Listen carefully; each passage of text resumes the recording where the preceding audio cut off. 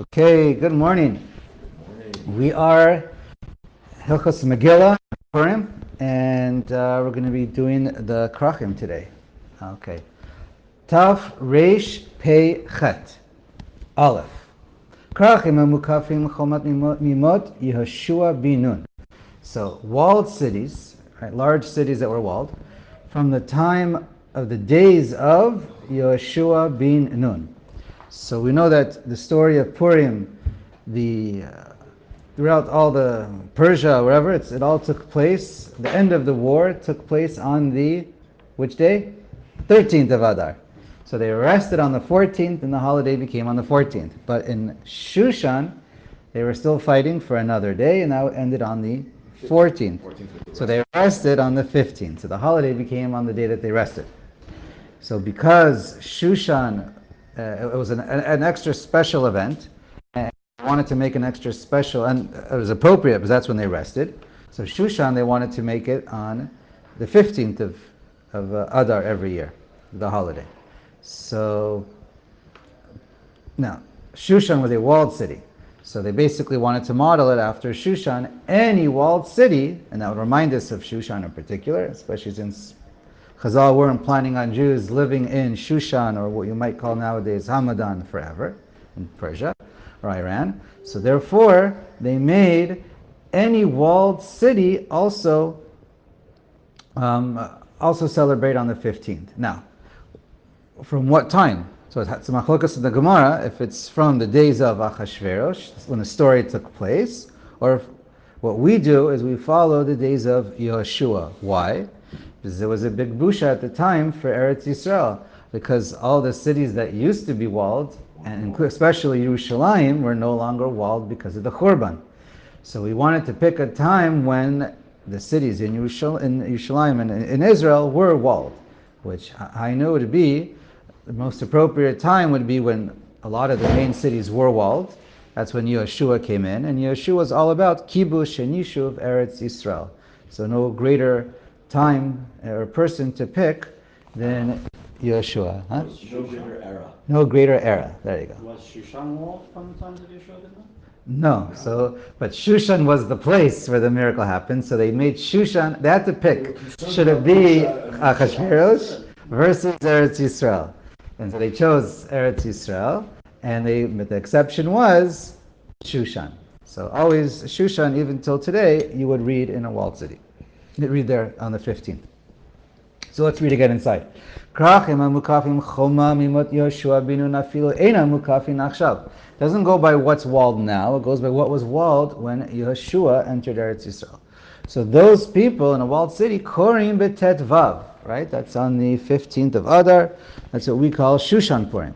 Afilu heim bechutz la'aretz. It doesn't matter if it's in Eretz Yisrael and chutz la'aretz, although I think Shushan is the only city that we know of.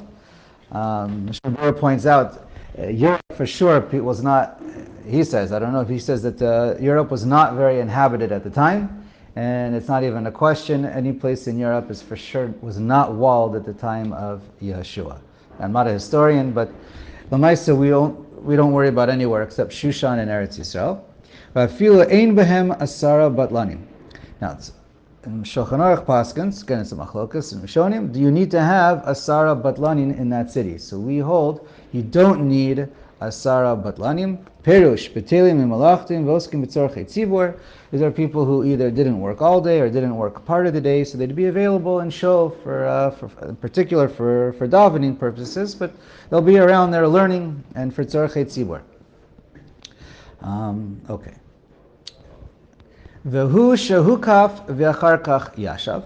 Now, this is more of a academic detail because Lamaisa doesn't matter so much. Or in Lamaisa, Vehu shehuka has to be what's a walled city. It had to first be walled, and then right, the people who wanted to build a city, they build the wall first for safety, and then they would move in.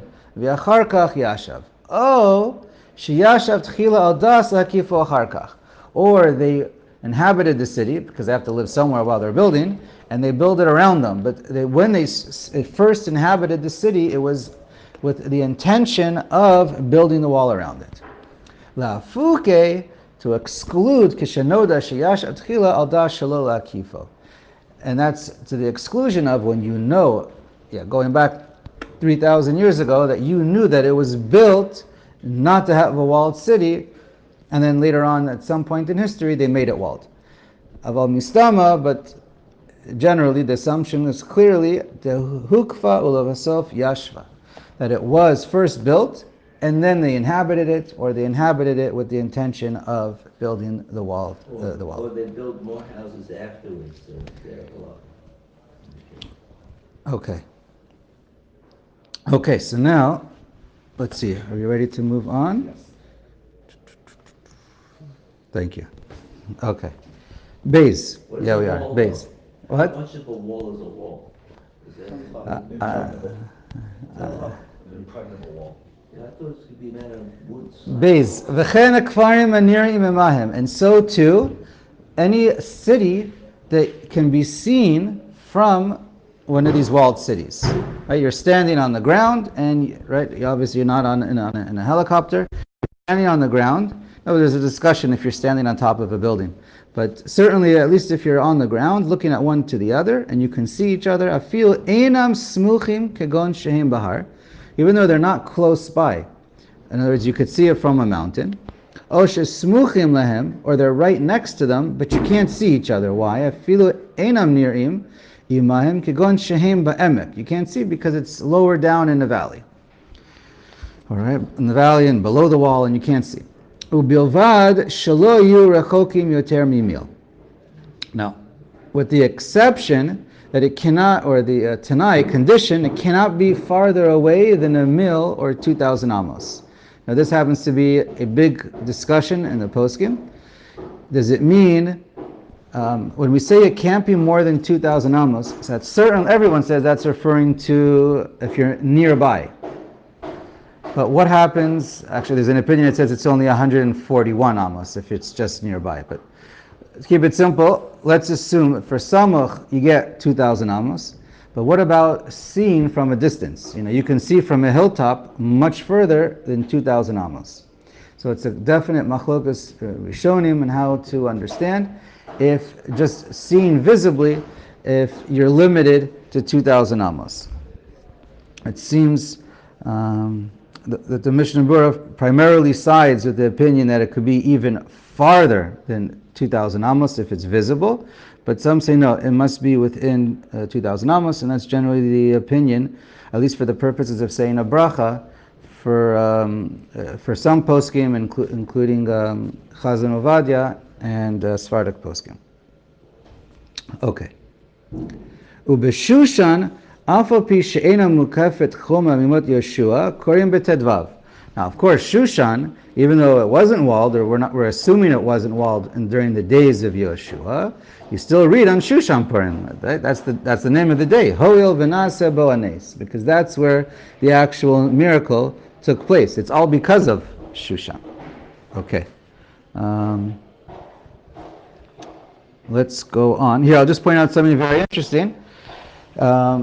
This is interesting Bir Halacha, and it has quite a few interesting ramifications. He points out, so we said a walled city keeps Shushan Purim. What about if you're next to a walled city? So if the main city that we're talking about is destroyed, so then it's a machlokas, and the Bir Halacha says, then you don't read on Shushan Purim. When we say it's that samuch, that's only if that it's an active city that's still reading on because people live there on the 15th. So then whatever samuch is also nigra acharav. So if to living there, then you don't have that thing. if that's correct. Well, if there's nobody living there, then that's correct. You don't.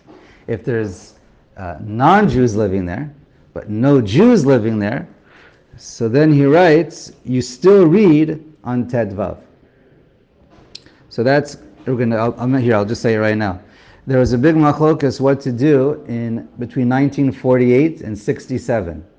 Because the main part of the walled city, really, of Yerushalayim is the area of the Ir Atikah. And therefore, that's the assumption. So therefore, there were no during those years there was no Jews living inside the old city. So what should you do? So there was a big discussion what to do. Lamai said that I think everybody, um,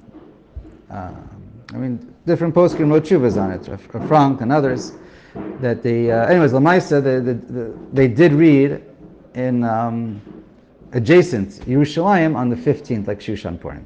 That was that's what was Lamai said done. There may have been some people who read on the Yudalid. It may have been a machlokas I'm not holding, but that was the general the psak. So here's, and then the other case. So also, right, and so if also samach, we generally say, so so that's what we just said. If it's destroyed, you wouldn't. If there's so what the Bir Halacha says is if he doesn't say that case of Ir Atikah. He says if there were non-Jews living in the city and a Jew went into that city, if the Jew went into that walled city that's lived by Goyim, then for that Jew you would read on Shushan Purim. So how he would paskin on Ir Atikah, it sounds like you not like what they would do, not like what they did. Anyway, so that's interesting. And another case is what happens if you have a walled city that's only a suffix walled city. It's a maybe, which is most of the cities that, basically it's all cities nowadays except for Yerushalayim. Yerushalayim is the only city that nowadays we read it only on Tet Vav with the bracha. Outside of Shushan, that is the only city. So therefore, any of these suffix walled cities, what if you're adjacent to a walled city? So the Mishnah Berurah here also paskins, you only read on Yudalid. And one exception, if you're Talmid of the Chazon Ish, so the Chazon Ish paskin in Bnei Brak, you would keep 2 days misafik. So he would read it on Tet Vav. Why? Because it's continuous all the way to Yafo, and Yafo is considered a suffix city. So, but basically all other poskim say you don't have to keep 2 days in Bnei Brak at all. Chazon Ovadia writes it's good as a chumrah. But anyway, so that was the opinion. That was, as far as I know, Das Yachid of the Chazon Ish. Okay, let's go on. Did you read Gimel? Not yet. Okay. Kfarim v'ayarot gedolot uchrachim she'ena mukafim choma mimot Yeshua binun korin beyudalid. Okay, so everybody else, that's what all of us do who don't live in a walled city. So then we read on Yudalid, right? Simple, the first day of Purim. Dalid. Krach shehu safik im hukaf imei Yehoshua imlav. Now, you have a walled city, but it's a suffix. You're not sure if it was walled at the time of Yehoshua or not. So then what do? Korin b'Yudalid ubetetvav ubelelehen. So then you read 4 times. Both times on Yud, right? Night and day for Yudalid and night and day for Tetvav. Do you say a bracha on both of them? V'lo yivarech ki'im b'Yudalid shehu zman kriya l'rov ha'olam. So when do you say the bracha? You only say the bracha on Yudalid. So that's what we do. Whenever it's a suffix, you read on Yudalid with a bracha twice, right? Night and day. And then on Tetvav, you read it twice, night and day, without a bracha, because that's what most do. So number one, you're going after the rov, and we don't say suffix brachos on that one. We only say suffix brachos on the second day, not the first day. So it also is interesting to point out, the Gra, others, I think the Mishnah Berurah or the Sha'ar Tzion, that it comes out if you hold, if your day is Tet Vav, even if like you live in Yerushalayim and you read it with a bracha on Yudalid, you're Yotzei B'diavad. Okay, we'll see if you read again. So generally, and if you were to read again on Yerushalayim, so according to Minhag Ashkenazim, generally you would read again with the bracha, and Sfardim would generally not. We'll see more about that soon, about reading on both days or not. There's an interesting question by the Rashal and the Bach. They ask, how come you don't say a bracha on both days? We know we say both days on Yom Tov. Whenever there's a Yom Tov Sheni, even though the Yom Tov Sheni is only Midarabanan, so then how come there we say a bracha? So again, the answer might be pretty simple for you. For you it may not be a question, because here we're dealing with the day itself, the second day, is a suffix. We don't know. Chazal weren't koveya the second day you have to read. It's just a pure suffix. When you have a pure suffix, you don't say an extra bracha. Sveikos der suffix brachos lakula, because brachos are only derabanan in general. But when it came to Yom Tov, they established as a din. They were koveya both days. It doesn't matter if the original reason might be misafek, minhag, whatever the original reason was afterwards, or because of whatever the reason was, they were koveya both days as a vaday Yom Tov. So therefore, it's not really an analogous question to compare to one another. And the Taz also points out they're a koveya that the second day should have kedusha sayom, and if you don't say any kind of brachos, you kind of lose the. That's what makes kedusha sayom, and that was their whole takana, is to say brachos. Okay. Let's see. Okay. Mishnah Berurah points out, if you're only chayav in one day, let's say the 14th, you can't read it for someone who's chayav on the 15th, and vice versa. So that's what he first writes. That's from the Pri Chadash. But then he says, based on the Pri Megadim, but you bediavad, if you have no choice, and that's the only person who could read for you, then you are yotzei bediavad.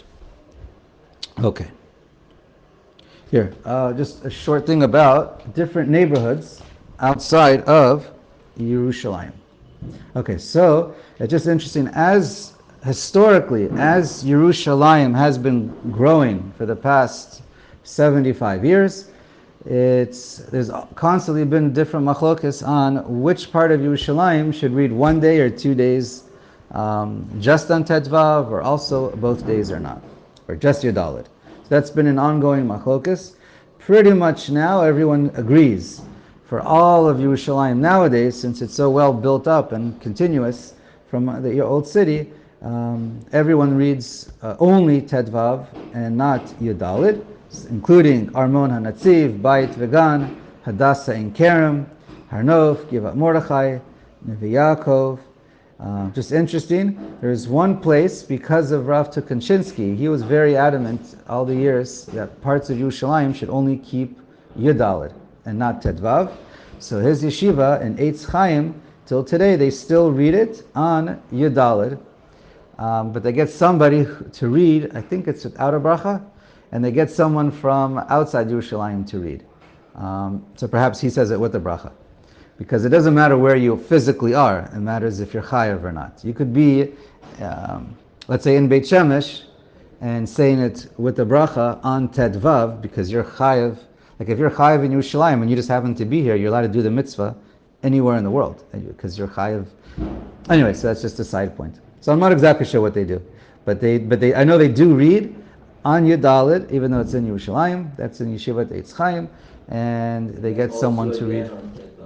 For sure, they read on Tedvav with the bracha. That's that L'maisa they hold of everybody else. I'm not sure if it's L'zecher. I mean, now things change. L'maisa, the facts on the ground changed from when Rav Tukachinsky was around. So I think it could be just more of a zecher. I'm not sure. Ramot in Yerushalayim, right outside Yerushalayim. So again, depends if you call it part of Yerushalayim or not. So generally, the Ashkenazim and Teimanim, they all keep only Tetvav, and the Sephardic Kehillas based in Chazon Ovadia keep Yudalid and read it on Tetvav without a bracha, and they treat it like a suffix.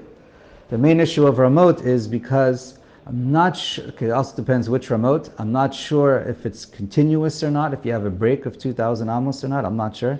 Again, every city has its own list of criteria to figure out. So it may or may not have a break of 2,000 amos, but it certainly is in nireh. That's one machlokus. So the Mishnah Berurah seems to go by nireh, even if it's beyond. And Rav Shlomo Zalman holds it doesn't even go by even more so. He holds it goes by if you're the same area, the same municipality. So since they're paying to the taxes of Yerushalayim, that's koveya. So according to Shlomo Zalman also, it's not even a question. For sure, Ramot, you would keep only Tet Vav. Similar is Mevaseret. You keep one day or not, so that's a similar idea.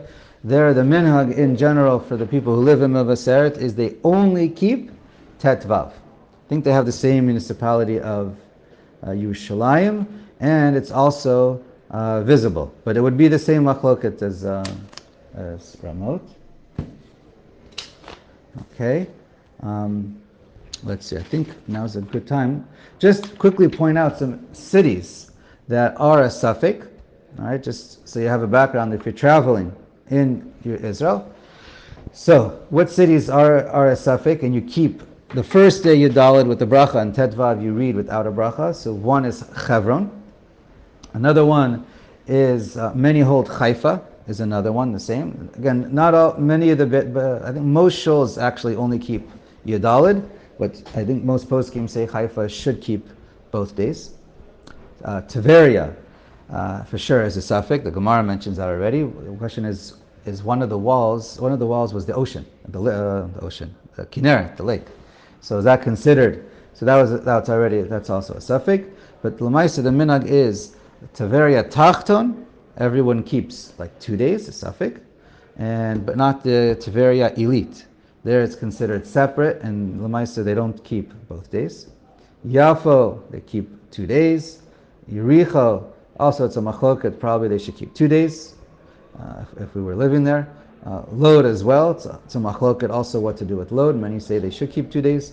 Aza, they should keep 2 days. Akko, Kiryat Yarim, Tzfat, Kiryat Arba, let's see, Shechem, and Telstone. And Beersheva is a machlokas. So many say you should keep 2 days for Beersheva, although the minhag, most of them is not to. Here, just a few cities that are discussed, but it's pretty clear everyone just keeps only Yudalid. So the first one is Beit Shemesh. That's who we are. So again, real quick about Beit Shemesh is, first of all, it's a suffix if Beit Shemesh was a walled city. Originally. In other words, we know there's remnants of walled cities, but we don't know if it's from 1,000 years ago or 3,000 years ago. We have no idea. Again, it could be some of us do know. Depends how much you hold of carbon dating and all that kind of stuff. But anyways, was it exactly at the time of Yehoshua is the question? Then the places that do have, where we see, or it might be Tel Yarmut or near right by Dalid, there are places. So those places, again, we don't necessarily know which was. Even if we say that Beit Shemesh was walled, we don't know which area was. And Lamaisa, all those places are not inside the city. Right now, it's right outside the city, and what's there is completely in ruins. So therefore, the halacha, it's not even a question.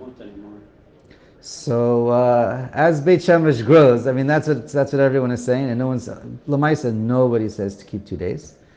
All the rabbanim, exactly. Yeah, all the rabbanim. Oh, there is. Okay, we got someone already. Who? There is, I forgot his name, is Aruch. No. I know there's a Rav. There is a Rav who goes around and tells everyone to keep 2 days. But all the poskim of the city, Lamaisa, keep only 1 day and are not even choshesh misafik whatsoever. But yes, that might change with archaeologists and other agendas, or just as the city grows. Because those areas, Lamaisa, are right outside the city. Just find more But if you just keep growing the city, and it could become anyway, so we'll see. Bnei Brak, what? Bnei Brak, we mentioned, is for sure everyone holds 1 day except the Chazon Ish. Shiloh is 1 day because the city is right outside of the old Shiloh. Beersheva, most keep only 1 day. Beit Sha'an, Beit Elza Machloket, Givat Zev 1 day. Damascus, most keep 1 day. Meron 1 day, and Tel Aviv 1 day. That's just What's the shayla about Yericho? Yerisha. It was considered the walls were destroyed. Yeah, but it was there many. So I'm not exactly sure, Not but like it's it was completely destroyed. It's not supposed to be rebuilt. yeah, but it doesn't matter. It matters what was walled city during the time of Yehoshua. Even if it's destroyed, you still keep only Shushan. If you know it was, Hold on, it was destroyed and it was not supposed to be rebuilt. it doesn't matter. But that's the problem. No. It was destroyed and not supposed to be Even rebuilt. if it's destroyed and never rebuilt, and asur to rebuild forever, you still keep only Shushan Purim if you were to know for sure Yericho was built. In other words, our Yericho, where we have Yericho, is a suffix if that was. Oh, so that's the question. If this Yericho is the same, I if think this so. Jericho is the same as the original Yericho? Also, I think another issue is it may have been destroyed before he entered. It's a whole discussion. It's a whole. Yericho is a discussion. If you were in China and you happened to be in the Yeah, it's a city good of question. Xi'an, you would be holding 15th. I'm not 100% sure what the suffix is. 3,200 years. Okay, fine. So we will continue tomorrow. Shkaya.